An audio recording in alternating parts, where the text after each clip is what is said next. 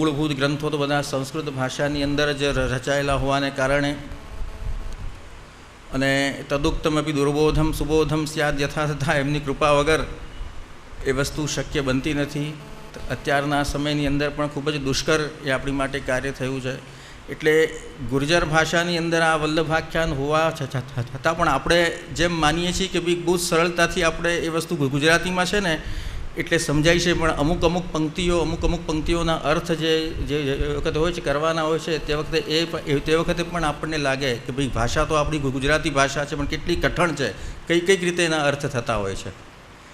એટલે શાસ્ત્રીજી પણ આ વખતે આપણી વચ્ચે છે અને જે તે એને સરળતાથી અને ખૂબ જ આપ લોકોને સુગમતાથી બોધ થાય તે એ રીતે આપને આખું આ વલ્લભાખ્યાનનું પોતાની રીતે શ્રવણ કરાવશે. એટલે આ 7 દિવસ દરમિયાન શ્રી મહાપ્રભુ શ્રીમદ વલ્લભાચાર્ય ચરણના પ્રાગટ્યના ઉપલક્ષ્યમાં આપણે આ જે વલ્લભાખ્યાનનું આયોજન રાખ્યું છે તે શાસ્ત્રીજી દ્વારા આપણે સૌ કોઈ એનું શ્રવણ કરીએ અને શ્રવણ કરીને ઘરે જઈને જે કંઈક આપણે કથામાં કે એમાં પ્રસંગો જે કંઈક આપણે સાંભળ્યું છે તેનું મનન કરીએ આપણે. અને એ જે વસ્તુ જે કંઈક બે કાનથી સાંભળેલી વસ્તુ છે એ બે કાનેથી સાંભળેલી વસ્તુને આપણે હૃદયમાં સ્થિર કરીએ અને જ્યારે આપણો પ્રસંગ આવે ત્યારે એનું ચિંતન કરતા રહીશું. તો એ રીતે આપણી સાંપ્રદાયિક પૃષ્ઠભૂમિ, સૈદ્ધાંતિક પૃષ્ઠભૂમિ આપણી દૃઢ થશે અને એ દૃઢ થશે તો આપણે સુગમતાથી, સુંદરતાથી આ માર્ગનું અનુસરણ કરી શકીશું. શ્રી મહાપ્રભુજી, શ્રી ગુસાઈજી આપણને જે આજ્ઞા કરે છે તે અત્યારના સમયની અંદર પણ, કલિકાલના આ સમયની અંદર પણ, કારણ કે આપણે જાણીએ છીએ કે શ્રી મહાપ્રભુજી આ કાલમાં જ આપણા જેવા જીવોના ઉદ્ધારને માટે, કલિકાલના જીવોના ઉદ્ધારને માટે જ પોતે પ્રગટ થયા છે. એટલે અશક્ય અત્યારના કાલમાં આ બધી વસ્તુઓને આપણે ઘણી વખત કહીએ છીએ કે આ તો બધું બહુ અઘરું, આ તો બધું બહુ ડિફિકલ્ટ છે, આ બધી વસ્તુ તો કેવી રીતે થાય. પરંતુ એવું નથી. આપણે એ રીતે જો દૈન્ય ભાવથી શ્રી મહાપ્રભુજીના આશ્રિત રહીને એમનું શરણને કરીને આપણે જ્યારે વસ્તુને કરીએ ત્યારે એ વસ્તુ આપણને આત્મસાત થઈ જાય છે. એટલે કલીના જીવોના ઉદ્ધારને માટે જ આ બધો શ્રી મહાપ્રભુજીનો પ્રયાસ છે. એટલે આપણે જરા પણ નાસીપાસ થયા વગર એવું નહીં વિચાર કરવાનું કે અમારું જીવન ક્યાં, અમે ક્યાં ને કઈ રીતનું છે ને આ બધી વસ્તુ તો બહુ ઊંચા વસ્તુ છે. પરંતુ એમની કૃપાથી આ બધી વસ્તુ બહુ જ સરળતાથી આપણને આ બધી વસ્તુનો બોધ થઈ જાય છે. એટલે સુંદર અવસર આપણને આ વખતે પ્રાપ્ત થયો છે આ વલ્લભાખ્યાનના શ્રવણનો. એટલે આપણે સૌ કોઈ સુંદર રીતે એનું શ્રવણ કરીએ અને શ્રી મહાપ્રભુજીના ચરણકમલનું સતત આપણે ધ્યાન કરતા રહીએ. એ પ્રમાણે ધ્યેયમ સદા શ્રી વલ્લભમ એ વસ્તુનો વિચાર કરતાં આજનું આ મંગલ પ્રવચન હું પૂર્ણ કરું છું. ના હૃદયો પલાહા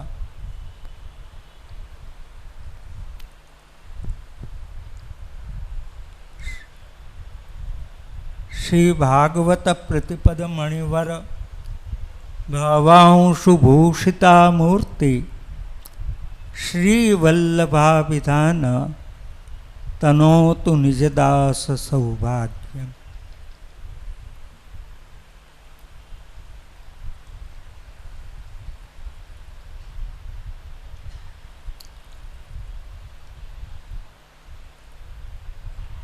પરમ વંદનીય ષષ્ઠપીઠાધીશ્વર શ્રી પ્રોફેસરાય ચરણજી મહારાજ શ્રી વલ્લભ કુલભૂષણ પૂજ્યપાદ 108 શ્રી મુકુંદરાયજી મહારાજ શ્રી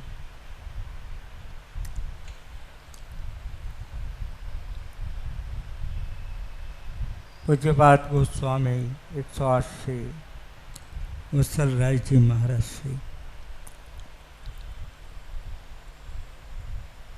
ઉત્સવ નાયક જગતગુરુ શ્રી વલ્લભાધીશજી, षष्ठ नीति श्री बालकृष्णलाल जी,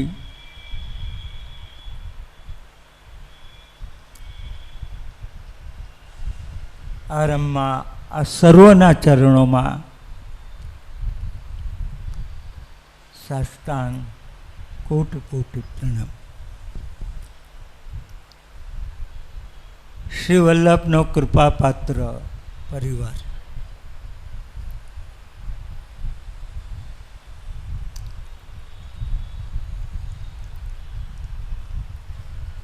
સાત દિવસ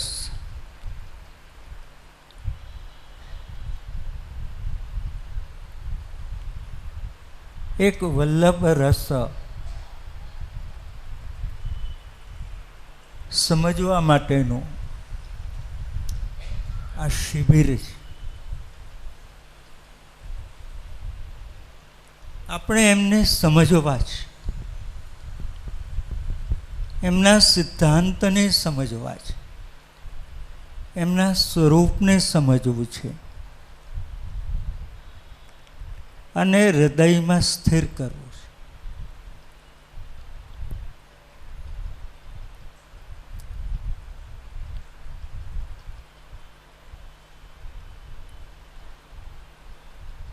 તો એક ઇતિહાસ તો ખૂબ જાણીતો છે.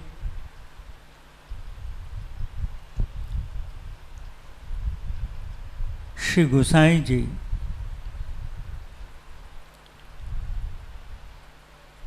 ગુજરાતમાં 7 વાર પધાર્યા છે.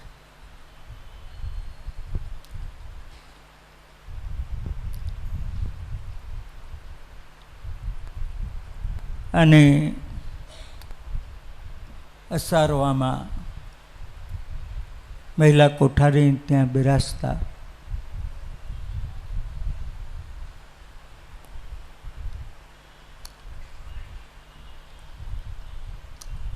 બધા આવીને પ્રણામ કરતા.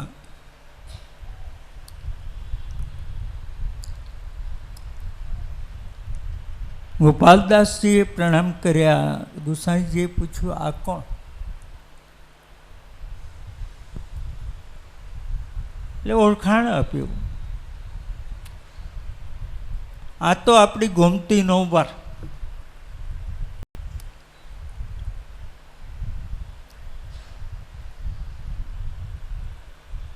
શ્રી ગુસાઈજીએ મજાકમાં કહ્યું,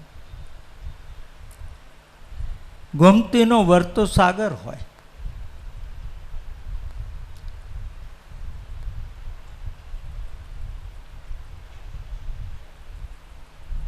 તો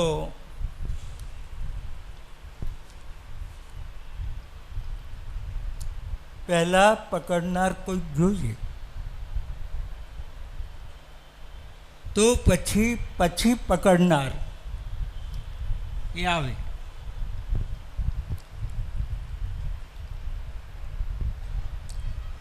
પૂર્વગ્રહ અને અનુગ્રહ. પૂર્વગ્રહણ કરવું એટલે છોકરો આપણી પાસે આવ્યો અને આપણે પકડીને કેડમાં લઈ લીધો. પણ જો પાસે ન આવે તો કોને લો?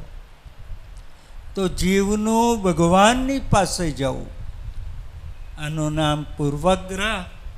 અને ભગવાન એને લઈ લે, એનું નામ અનુગ્રહ.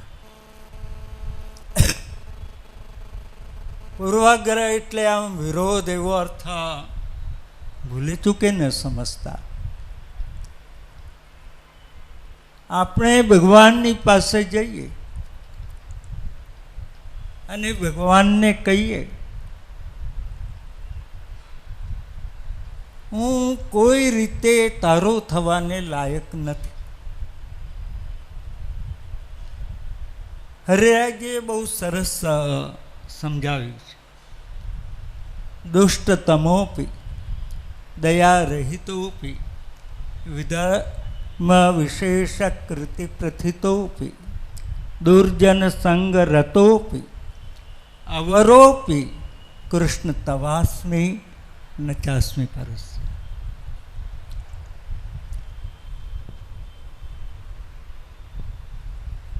હું તારે લાયક થવાને જરાય લાયક નથી. દુષ્ટમાં દુષ્ટ છું.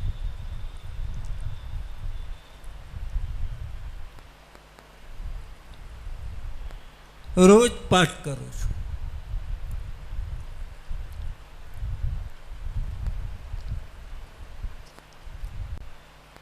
અસમર્પિત જ મને બહુ વહાલું લાગે છે. સમર્પિત જરાય નથી ગમતું. દુષ્ટતમ વલ્લભ, તમે તો મારા પર કૃપા કરીને કહી ગયા કે અસમર્પિત વસ્તુ નામ તસ્માદ વર્જન માચરે. પણ 60 થયા, 70 થયા, પણ હજુ છૂટતું નથી. અમદાવાદમાં કથા હતી. એક બેન આવીને કહેવા લાગ્યા, શાસ્ત્રીજી, મારા છોકરાને કોને 2 અક્ષર માનતો નથી. મેં કહ્યું, શું કહેવાનું છે બેન? લગભગ 70 વર્ષના બેન હશે. જોડે છોકરો હતો. અમારો છોકરો 33 વર્ષનો. એનો ધંધો એવો છે કે અઠવાડિયામાં 2 દિવસ દિલ્હી, 2 દિવસ કલકત્તા, 2 દિવસ મુંબઈ, 1 દિવસ અમદાવાદ આવે. પહેલાં તો એણે બ્રહ્મ સંબંધ નહોતું લીધું. તારે હોટલમાં ખાઈ લેતો હતો. એટલે મને એની ચિંતા નહોતી. પણ હવે એણે બ્રહ્મ સંબંધ લીધું, ત્યારથી એણે હોટલનું ખાવાનું બંધ કરી દીધું. કે સમર્પિત છે એ ખવાય નહીં, એટલે એ છોડી દીધું. હવે હું એને ઘરથી કરી આપું. એ વાસી 6 દાડા ખાય. હું એની માં, મને દુઃખ થાય. તો એને કોને તમે 2 અક્ષર કે હોટલનું ખાય?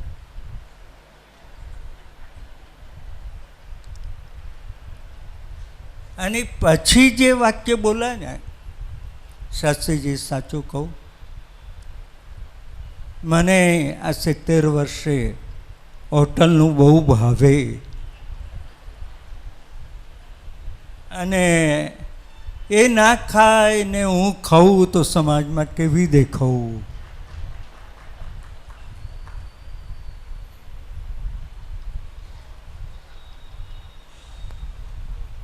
આ દશા એ એક વ્યક્તિની નથી, આપણામાં ઘણાની આ દશા છે.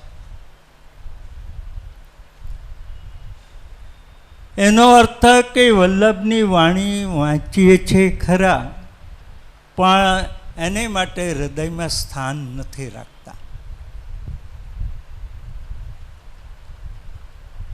આ જોક્સ નહોતી, આ એક બનેલી હકીકત છે. તો આપણે કોઈએ એવો નિયમ લીધેલો ખરો કે મરતા સુધી બહારનું છોડવું નહીં?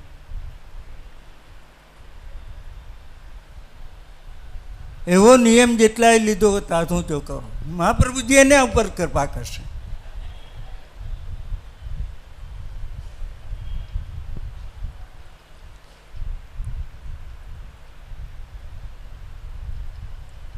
તો ઉત્સવો જીવનમાં એક પરિવર્તન લાવવા માટે છે. એક 10-12 વર્ષનો છોકરો, એને ગુસાઈજીએ એના ઉપર કૃપા કરી, 1 સેકન્ડમાં એનામાં પરિવર્તન આવી ગયું.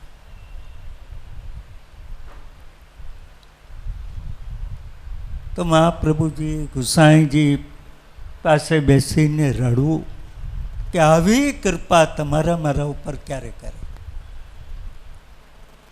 કે આપણું જીવન બદલાઈ જાય? કેટલો મોટો ચમત્કાર કે તાંબુલ મુખમાં મૂક્યું, હજુ અંદર તો ગયું નથી, અને ત્યાં મુખમાંથી શબ્દો નીકળી પડે છે, વંદુ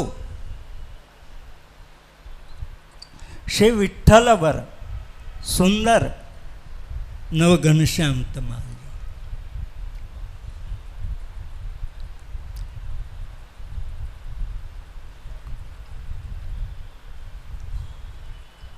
શ્રી ઠાકોરજીને કે ગુરુદેવને આપવા જેવું આપણી પાસે આપણી માલિકીનું શું છે? શ્રી મહાપ્રભુજી લખે છે, જીવૈસ્તુ ભગવતી નમનમ એવ કાર્યમ નાન્યત.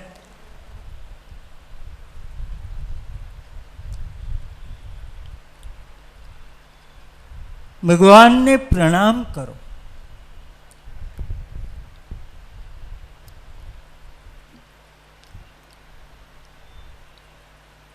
આપણી માલિકીનો ભગવાનને આપવા જેવું કાંઈ નથી આપણી પાસે. શ્રી મહાપ્રભુજી એની એ વાક્ય પછી એક શ્લોક મૂકે છે. ભગવાનને શું આપીશું રાજી કરવા માટે કે જેનાથી ભગવાન રાજી થાય? કે મા સનંતે ગરુડાસનાય કિંભૂષણં કૌસ્તુભભૂષણાય લક્ષ્મી કલત્રાય કિમસ્તિ દેયમ વાગીશકિંતે વચનીયમસ્તિ. આપણે ઘેર કોઈ આવે એને માટે સારો ગાલીચો બિછાવીએ, રાજી થાય. હું ગયો અને ત્યાં બહુ સરસ ગાલીચો બિછાવ્યો. પણ ભગવાનને કયા આસનનો આપણે અર્પણ કરીએ કે જેનાથી ભગવાન રાજી થાય? ચાંદીનું સિંહાસન હોય કે સોનાનું હોય કે હીરાનું હોય, આ જોઈને આપણે રાજી થઈએ. ભગવાન રાજી થાય ખરા?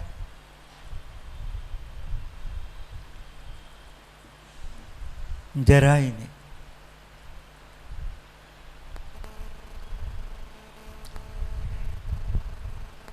ભગવાન રાજી ન થાય. ઘણા બધા ભગવાન સોનાના સિંહાસન ઉપર, પાછળની ભીત બધી સોને મળી લીધી, આ બધાથી રાજી થતા હોય.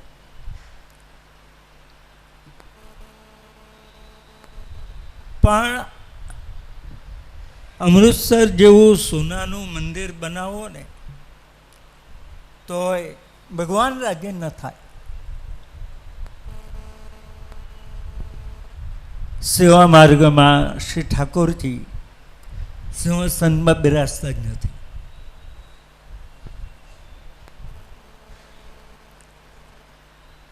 ગાદી તક્યા હોય છે.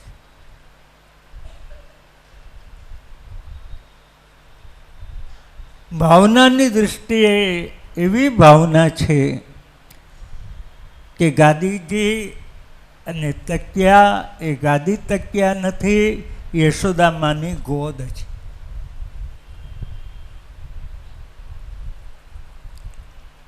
અને બે બાજુ જે તકિયા મૂકવામાં આવે છે ગોળ, એ શો માટે નહીં, પણ શ્રી યશોદામાના બે ઘૂંટણ છે.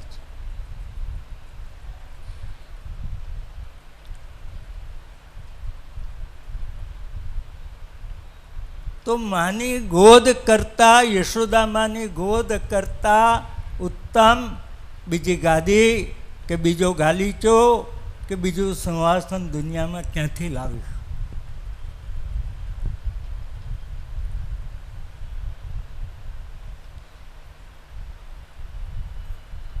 જે માની ગોદમાંથી રોમ રોમમાંથી વાત્સલ્ય રસ પ્રગટ થતો હોય, એ સોનાનું સિંહાસન પણ નહીં કરી શકે, એ હીરાનું પણ નહીં કરી શકે.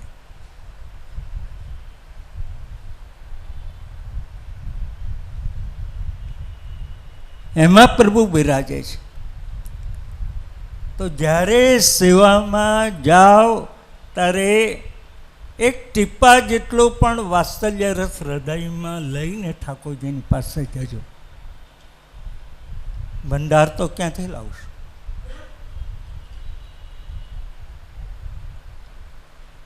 ભગવાનને રાજી કરે એવું સિંહાસન દુનિયામાં કોઈ સમ્રાટ પાસે નથી. બીજા ક્યાંથી લાવશે?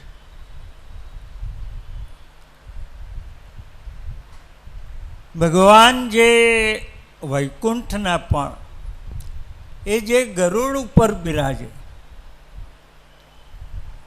એ ગરુડની પાંખો દુનિયામાં ઉત્તમમાં ઉત્તમ મખમલ કરતાં પણ કોમલ. હાથ મૂકો એટલે આમ સરી જાય. અને એ પાંખોમાંથી નારાયણ ઉપનિષદના મંત્રો આમ પ્રગટ થતા હોય. આવું સિંહાસન ક્યાંથી લાવીશ?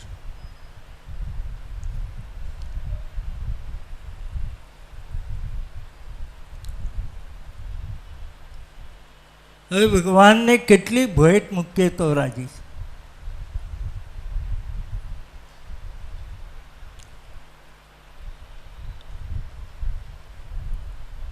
લક્ષ્મી કલત્રાય,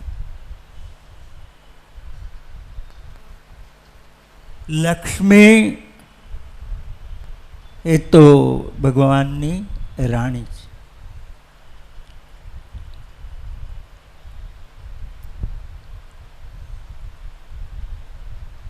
એ પ્રભુને આપણે કેટલી ભેટ મૂકીએ તો અભિમાન કરવાને લાયક કહેવાય. આખી દુનિયાની સંપત્તિ એના ચરણમાં મૂકી દઈએ ને તો એક તલ જેટલી કહેવાય. અને આપણે તો પાછા આ જુઓ, હા, અમે શ્રીનાથજી ગયા હતા ને, આખો દિવસનો મનારોત કરાયો તો અમને ઓરાડી હતું. કેટલું અભિમાન!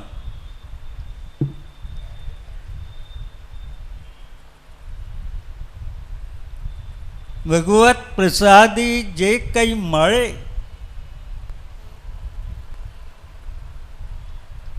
એનું પ્રદર્શન કરવાનું ન હોય.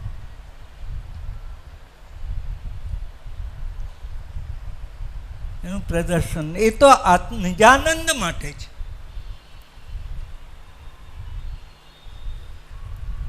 આપણા આનંદ પર પ્રભુએ કૃપા કરીને આપ્યો. આમને આપ્યું, હા, આમને ઓરાડ્યું ત્યાં બધાની વચ્ચે.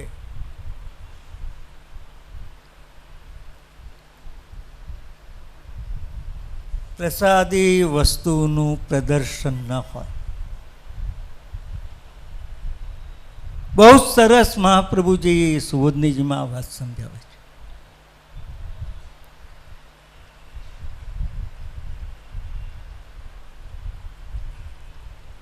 એટલે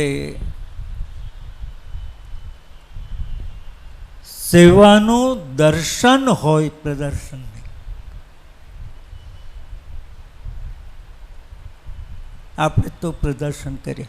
આ છે ને અમને થયું, અમે આ ઠાકોરજીની સેવાના રૂમમાં આ એસી નખાયું, હા, એસી નખાયું. શું ધાડ મારી? પહેલું એસી તો તે તારા બેડરૂમમાં નખાયું.